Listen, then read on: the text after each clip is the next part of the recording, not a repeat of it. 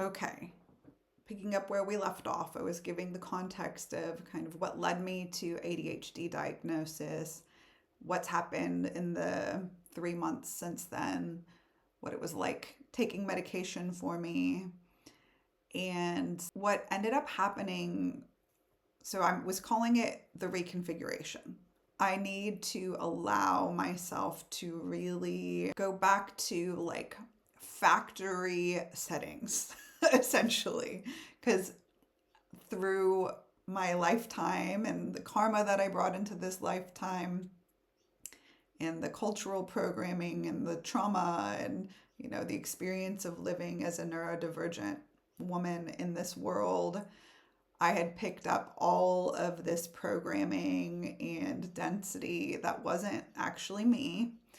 And I was in this process. And this is hard to do when, you've already completely reconfigured your life. But if I know anything at this stage, it's like, don't get too attached to any part of who you think you are, because something big can happen. And if you keep holding on really tightly to that old version, it's first of all going to cause you a lot of pain, but it also won't allow you to discover who you actually are. So a few things converged to bring me to a point of what I'm calling living life on the scenic route. And basically, I was doing an Akashic Records reading for a friend. And these readings, when I do them with friends, they tend to be messages for both of us. And what came through was this guidance around doing a 30-day creative project. Oh my gosh, I just realized, I think that was like the 1st of May and now it's the 1st of June. So I've completed the 30 days. Well, suffice to say, I'm going to continue, because in my mind, when this guidance came through, I was picturing that I was gonna, keep working on this painting, which has been a work in progress for 10 years. That's another story for another day.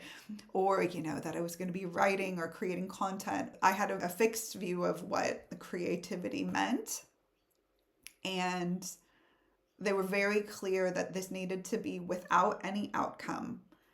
And I started a TikTok for fun because I thought that could be a place where I could just be creative without worrying about the analytics, which is not free creativity when you're like worried about whether people like what you're doing or what you have to say or whether the algorithm likes it.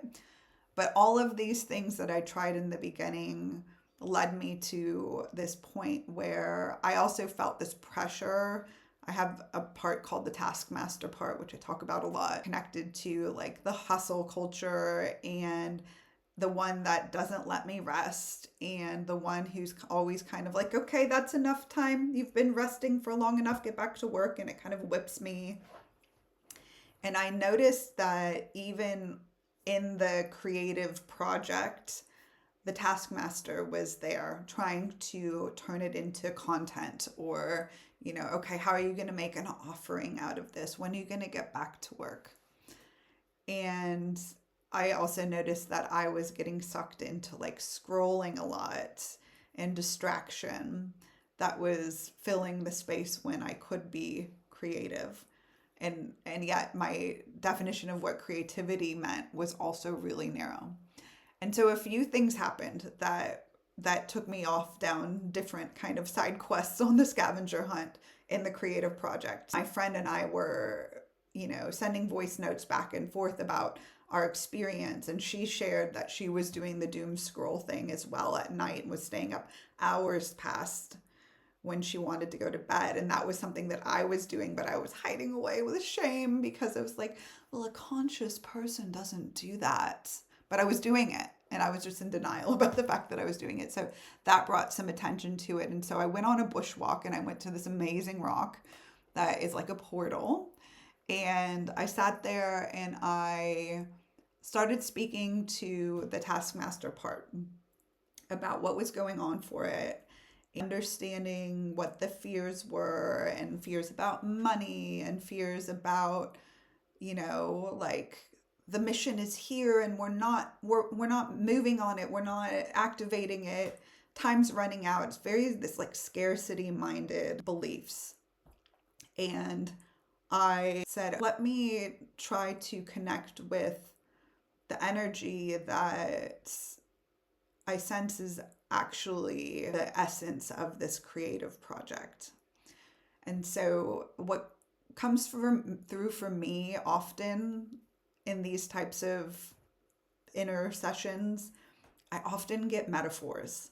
And the metaphor that came through was the taskmaster drives like a gas guzzling SUV, and the taskmaster thinks that there is a destination that we're going to, and it will only drive on the fastest route on the highway in the fast lane, pedal to the metal, not paying any attention to the gauges on the car, and it will drive as fast as it possible towards the destination, and it's very fixed on what that destination is. It will go as fast as possible, and then either we'll get a flat tire or we'll run out of gas because the taskmaster is not looking at what's going on with the gas gauge, or we'll run into a ditch, or we'll end up stranded in some like podunk town at the exit because we now need to call NRMA or AAA to come help fix the car, and we'll be stuck there for days, weeks, months sometimes. And that was the burnout that I was experiencing. But while we're in that podunk town, we're not going and talking to anyone or doing anything. We're just staying hole up in like a really dingy motel room. And then finally, when the car gets fixed, then the taskmaster is right back at the wheel and like, come on, let's go. We've lost all this time. And even while we're sitting there, it's like, come on, when are we leaving? When are we leaving? And then once we're in the car, it's again, fast lane, same thing, and repeat for 45 years. Oh my gosh. And so I was like, oh, wow. Okay. Yep. That's the cycle that I've been in. I can see it so clearly. And because of the ADHD and or maybe autism, like I'll get stuck in these hyperactivity, hyper focus lanes where it's like, I'm like Superwoman. I can accomplish so much and I'm so inspired. It's almost like I feel high in a way, to the point where I was like, am I bipolar? And when I'm in that mode, I can manifest whatever, but at the cost of just like completely crashing out and not taking in any of the scenery, not taking any time to actually stop and look around. And so what came to me was the energy of the creative project is the scenic route. And we're driving an electric car. So we have to stop every few hundred miles to plug in and recharge. And that is not wasted time. That is when we sit there and we actually like look around. We might even go talk to someone at the local bakery and get some other clue for the next place we're meant to go. We're driving along the coastline and, noticing the wildlife. It's not about going anywhere, actually. It's literally the journey. And that concept for me, I've experienced it in real life partially, but I realized that there was always the taskmaster there with like some agenda. And it never really allowed me to fully just stop and smell the roses and take in the scenery or rest when I needed to rest. Because the rest was always with the ticking time clock of like when it's time to get back to work. And yeah, this is like definitely like growing up in America and the whole hustle culture, like so ingrained in me. And living in Australia for now 18 years, has deprogrammed some of that, and leaving corporate has deprogrammed some of that, and coming out of a marriage where my ex-husband had that mentality. Each one of those things helped somewhat. Starting my own business where I make my own hours helped somewhat, but the taskmaster was still driving the fucking car. And so I realized, I was like, okay, the creative project is about the scenic route. There is no objective here, because I would notice the taskmaster going like, oh, well, that could maybe be an interesting reel, or oh, maybe we could turn that into an offering, or oh, maybe you should start writing that book again, but not just for the joy of writing the book, because it's meant to be some kind of output that proves that you're worthy in some way. And so that was one really big clue, the scenic route. And then my body has decided to also join the party. So at the same time, I had started the stimulant medication. It was helping with certain things, but I was just noticing the fatigue in the afternoon was getting worse and worse. My mood was awful, and I had an event on Mother's Day that just tipped me over the edge, where I was like, this isn't working anymore. I, started allowing the kids to be on the iPads only on the weekends, but it was kind of like, rather than like, okay, only this long, it was like, oh, I really need to rest. So I would let it bleed on for way too many hours. Was I resting during that time? No. I'm scrolling myself, or the taskmaster's like, you should be doing this. There was no rest happening.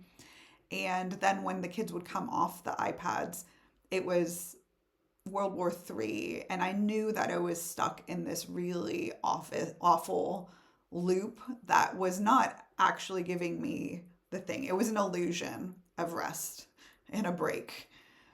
But I didn't feel like I could come out of it until, of course, shit just has to hit rock bottom sometimes. So Mother's Day was like actually a nightmare, with a little window of beauty in the middle where we sat out on the grass and we had a little picnic and we did crystal grids and pulled oracle cards, sandwiched between just my son telling me that he hated me and having meltdowns and asking every 20 minutes if he could go back on his iPad. It was awful.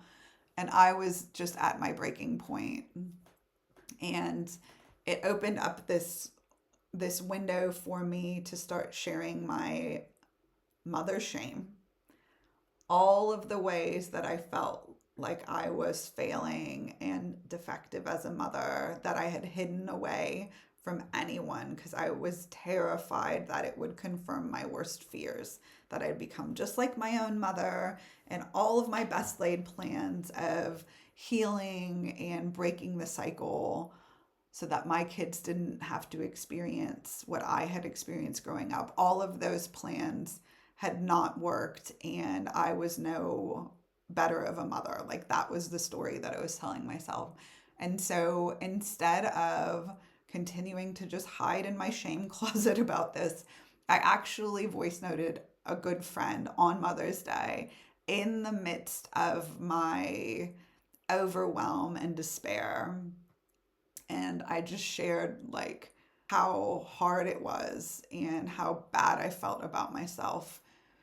And she came back to me the next day, because I was like, this is just to be witnessed. I don't need advice, or, like, I don't actually need you to do anything. It just feels important. And I intentionally sent it to the person whose rejection I feared the most.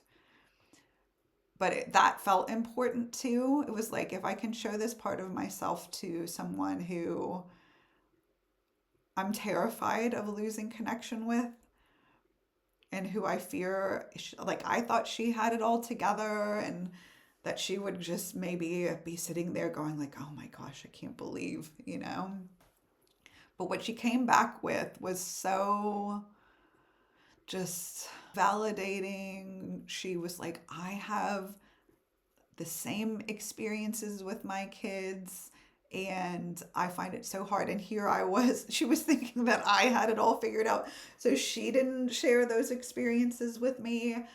it just showed me, it was like how much I'd been masking. And so that was another big part of the creative project. It became this unmasking project. It was like, in how many ways can I unmask? How many ways can I show these shame closets of parts of myself that I feared would make people reject me, or, you know, would make me a fraud, pure imposter syndrome. I've started just being like, here's who I am. This is the reality. Yes, I have done so much healing and I am very conscious in so many ways. And I still get stuck in these very human loops and patterns and beliefs. And so many of them I now realize are masking and coping strategies that I've been carrying with me for most of this lifetime. So I also shared this with a woman, a mentor, a friend who I'd done a group quantum hypnosis session for her birthday, and then as part of that, she was giving me a mentoring session where we were going to work on energetic hygiene and daily practices. And for some reason with this woman, I always felt like I need to show up as this like very put together version of myself, the healed version, the one who has it all figured out. And of course, this session was booked in for the day after Mother's Day. And I was like, I can't mask this. I have to tell her what's actually going on. We may not get to focus on the things that I really wanted support with, because I need support with this now. And in sharing with her, and she's got kids almost the same age as my kids. And she said, I've been through the same thing, even with the iPads, with a son who's 8, who's having similar, hormones plus moods. It just, I felt so much less alone. This is the thing, this belief that I'm unsupported, that I'm totally isolated, doing this alone, evaporated because I shared the things that I was actually finding hard. Like, like I was 45 years old when I learned this. And the interesting thing is, I've definitely done this in other areas of my life, but probably not in my most shameful areas. Like, that's what the unmasking has really been about, is like, I can be vulnerable, even about things that I find, somewhat shameful, but that I haven't feared would be the thing that would make people go like, oh my gosh, I can't even be around you. Not that I've ever felt that way about someone else, like, yes, like I'm not immune from judgment, but there's very few things that my close friends could say to me about who they are that would make me go like, no, we can't do this anymore. So I shared it with this mentor, and she was actually able to help me come up with some daily practices that I had been getting guidance that I really wanted to find daily practices that work for me. I really struggle with routine. I always have. And there's the perfectionism that kicks in that says, if you don't do this perfectly, like if you start something and then you miss a day or two, then there's no point. Just stop doing it completely. And a very rigid view of what these daily practices should look like for a spiritual person. Like I need to have studied with the priestess lineage and, follow it to the T every day. And she helped me see that, first of all, I was really on the back foot when it came to sleep. That was getting impacted by the medication as well. And I was doing like the revenge procrastination scrolling at night because it felt like the only time that I got to myself. But then I'm, getting up right before I need to start getting my kids ready for school. So she had me start getting up an hour earlier. She helped me come up with like very simple practices, which were basically things that I do anyway, but just not as consistently as I would have liked. And I had also been getting these clues about different supplements that would maybe help So all these clues had kind of started to come together. And then I had a haircut booked in Sydney, and I booked to go see my old GP who was there. And I was like, I really want to talk to her about how I've been feeling with this medication, even though she didn't prescribe it. I was like, is it perimenopause? Am I still burnt out? Is it side effects from the medication? Is it because I might have autism as well? And now I know that people who have autism as well as ADHD respond differently to stimulant medication. And so, like, help me understand what's actually happening here. And this was actually an appointment that I'd been putting off because there were some other health things that I had kind of let go longer than I should have. And so I noticed, putting off those types of things because you don't want to hear bad news, but then it just lives rent free in your head, causing anxiety and not allowing you to properly rest. So all of these things added up. And when I went to see the GP, who is, I chose her because she's relatively holistically minded. She basically said to me a few things. And because a big part of my scavenger hunt over the last few years has been about discernment, I was able to hear what she said and take the medicine from it, because some of what she said to me was utter bullshit. And based on her own distortion and not understanding who I am and where I'm at. But the clues that she gave me that were so important were brilliant. So one of the things that she said to me was, I think you might have adrenal fatigue. Now, this is a concept I think I'd heard of before, but not really.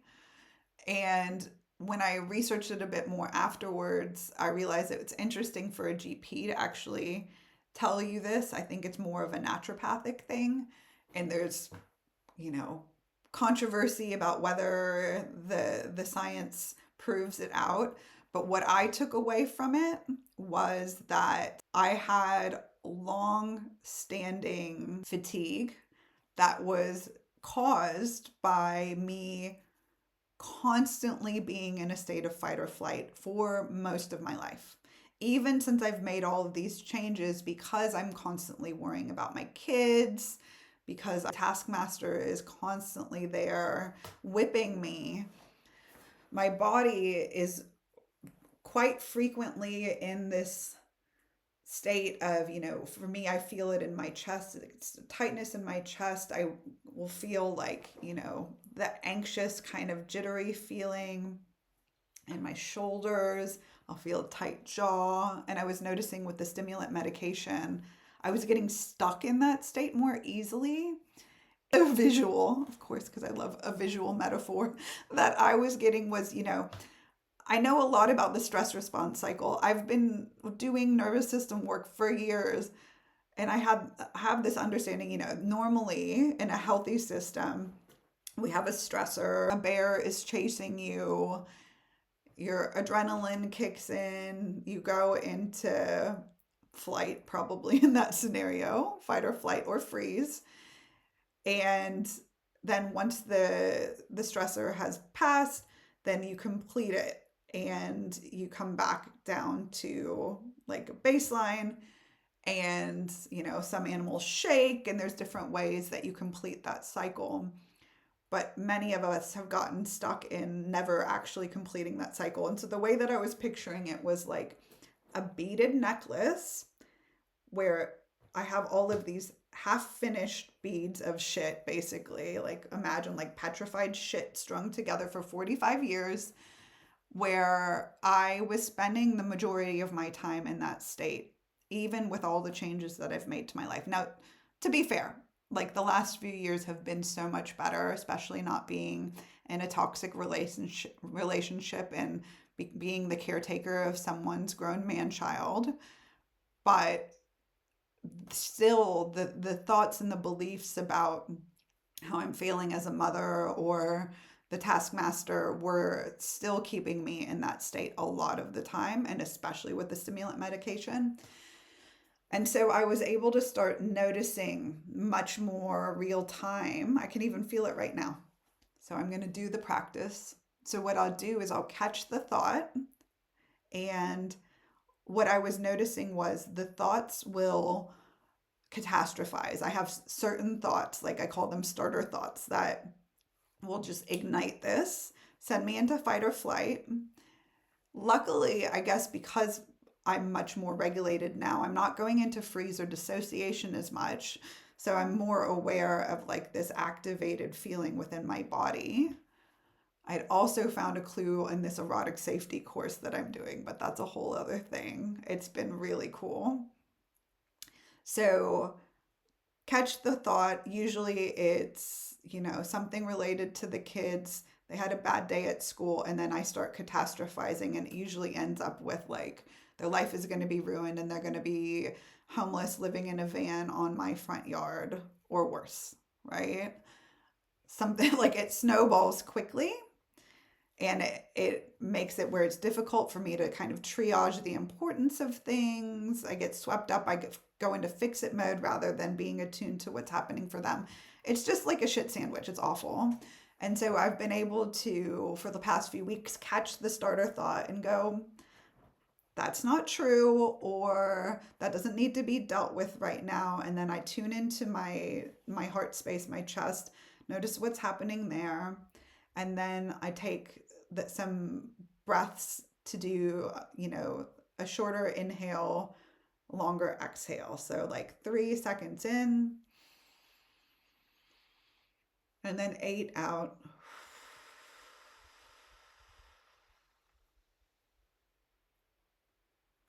Now, this time around, that just one of those actually helped bring me back to more neutral, but often it takes 3 times.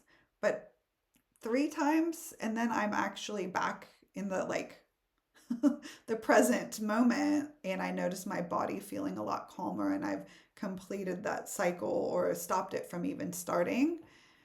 And so then I thought about if I've been in adrenal fatigue for years, which makes sense why the taskmaster gets back on the road and very quickly we're in a ditch again, because my cortisol production, if the adrenal fatigue is what's happening, has just completely gone out of whack. Basically, like the battery has has drained down to maybe 10 or 20% as a maximum capacity.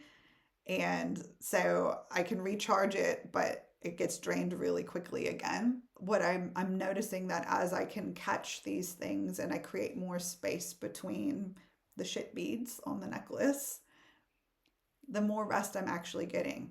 The other thing that she said to me, that I will take what was valuable and I will leave the rest, was she said, you can't be working right now, and it might be years before you can work. So what I reject is the timeline. Unsubscribe.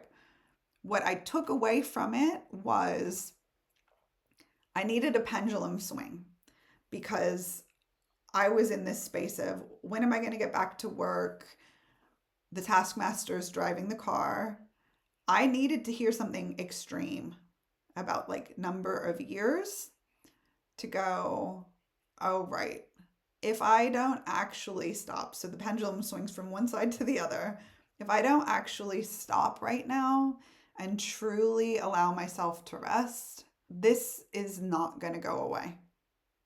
And if I really want to have the capacity to sustain myself for the rest of my life, to be able to hold this mission that feels really big, to be able to show up as the type of mother that I want to be able to thrive and have joy and pleasure in my life.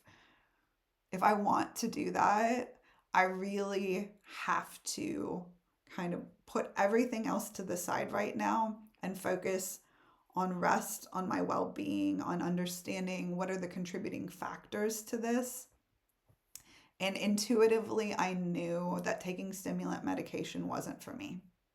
So even though my GP advised that it was necessary for me to stay on it, even though she hadn't prescribed it, and this was a very short appointment, I decided for myself that I wanted to try and see what it would be like without the stimulant medication, but adding in some other supplements, making sure that my sleep hygiene was really good, doing the daily practices, and really allowing myself to rest when I was resting, which means no taskmaster. So that was the good thing about the pendulum swing, is like the taskmaster actually heard it. Because when I talk to her, I tell her, look, we have the same objective, which is to lead a fulfilling life, to be able to action all of the brilliant ideas and inspiration that comes through. We just have a different way of going about it, right? So now, thank you so much for everything that you've done to get us to this point. But in order for us to sustain in the long run, we have to take the scenic route. So that has really shifted things so much for me. It's been like now about 3 weeks. I've been off of the stimulant medication. Honestly, I feel so much better. The fatigue is starting to ease significantly, and the taskmaster would then want me to get right back in the car and start driving towards the destination. But I'm really taking it slow and knowing that this is a time for me to truly reconfigure the way that I live. Something I never learned really properly at the stages when you would have learned this, because I didn't have a regulating, loving, compassionate carer who could teach me how to live, who could teach me how to understand my own unique brain, nervous system, who I am. I'm also doing some work on thresholds. So the transition from maiden to mother, and the transition into maidenhood even, because that stage of life, which my daughter is currently in, was some of the most traumatic times of my life. And there were some really important life skills that didn't get learned, and some distortions that were embedded at that stage because I didn't have a loving, guiding elder. If I had been living as our Indigenous brothers and sisters have historically, before colonialism completely distorted their way of living, we would have these rites of passage. We would have these loving elders to guide us. But most of us haven't had that.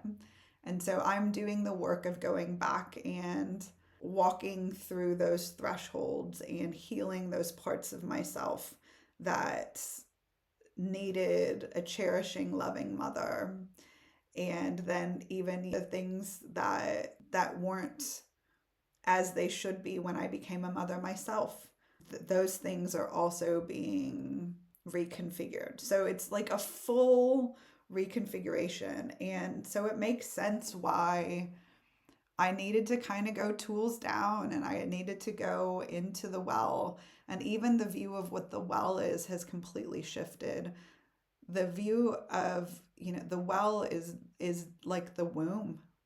It's where we are able to receive the nourishment and the love in the way that it should be from the great cosmic mother, from our cherishing mother, to grow and develop. And I believe that I actually now, rather than seeing it as like, what's wrong with me? Why am I depressed or burnt out?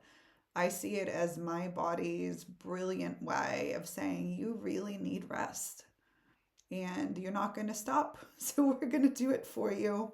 And as you go into the well, you're going to receive the nutrients and the love and the care and the lessons that maybe you didn't receive during these critical moments. And I noticed then, when I started to kind of look at this pattern that I'd been in, every time I come out of the well, I am reborn. I am a different person. And so rather than fighting against it, which also means that you're not really recharging. So imagine like you're trying to like charge your phone, but you keep plugging and unplugging it, or like wiggling the cord, or You keep looking at things on your phone, so it's draining the battery at the same time, rather than just like honoring this sacred time. And especially as a woman, the time that we are inward and we're not out being productive in the world isn't any less valuable. In fact, a lot of what happens during that time is when the true wisdom and magic happens, but it's not what we've been taught matters. So I've reconfigured the way that I look at that time, my recharge time on the scenic route. It's life changing because, of course, as this all happened, there are things that are coming to the surface for my son especially, but both of my children, where they really need me right now. And because I've cleared the decks, put the tools down, I have the space to support them in the way that I really want to. And I know that there's no more important use of my time, my energy, my liberation fund that is funding this time. There's no more important use of all of those resources, and that I'm being provided for by the universe in such a beautiful way to be able to take this space. And at the same time, I also have this inspiration around sharing more about the Cosmic Scavenger Hunt. I joined a mastermind at the beginning of the year, thinking that, okay, great, this will help me kick into the next notch or get back. The taskmaster was like, great, we'll get back in the car.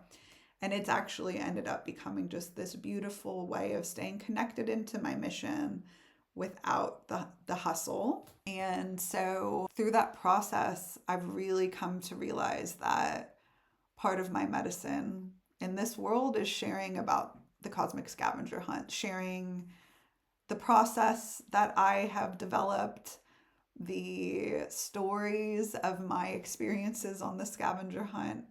I could imagine maybe in the future bringing other friends and mentors and other interesting people in to talk about their experiences on their own personal scavenger hunt. It's so clear to me that we are being guided in every moment back home to our unique blueprint and to peeling back the layers of all the shit that's not actually us and rediscovering our unique blueprint. And that's the scenic route. Our unique blueprint is not one straight line from point A to point B, and it intersects with other lifetimes. Like, there's so much magic in it. And then the people that you meet as you go on the scavenger hunt and as you're open to synchronicities and even the things that seem hard, or maybe you misinterpreted a clue and it takes you off on a side quest. Everything in that is also brilliant, because if we're staying on the straight and narrow and just going on the highway, we miss all of it. We're not learning, we're not growing, we're probably just repeating the same cycles over and over and over again. And that's not what I'm here for this incarnation. And so this leg of the scavenger hunt, this series of quests that have all kind of come together to this point are truly allowing me to reconfigure into someone who lives the scavenger hunt with the energy of the scenic route. And I feel my whole nervous system just like calming down. And I'm not sure what it will mean for what my offerings will be. Like, it doesn't feel like it really matters right now. Sharing when I have the energy, when it feels like something I really want to do rather than something that I should do, feels really aligned. And so it means that it may not be consistent, and that's okay. I'm good with that. It's nice to be sharing in this way that is the way that I speak to my friends, the way that I speak to my clients, the way my brain works, the way that I unpack things and process things for myself. One of the other big messages that I keep getting from my guides is do less, and it can be so much easier than what you're doing. Even though I've spoken for over 40 minutes, it hasn't felt draining to me. It's actually giving me energy. I need to find what works for me and not worry too much about how it should be, just allowing it to be. My scavenger hunt has included so many podcasts and conversations with other people and their stories, and that's how I like to learn. So I trust that those who were meant to hear these stories will hear them. And I'm sending you so much love. I am just cheering you on your personal scavenger hunt, rediscovering your unique blueprint, living life on the scenic route, and letting your taskmaster just have a break if you've got a similar part. Much love, and I'll talk to you soon.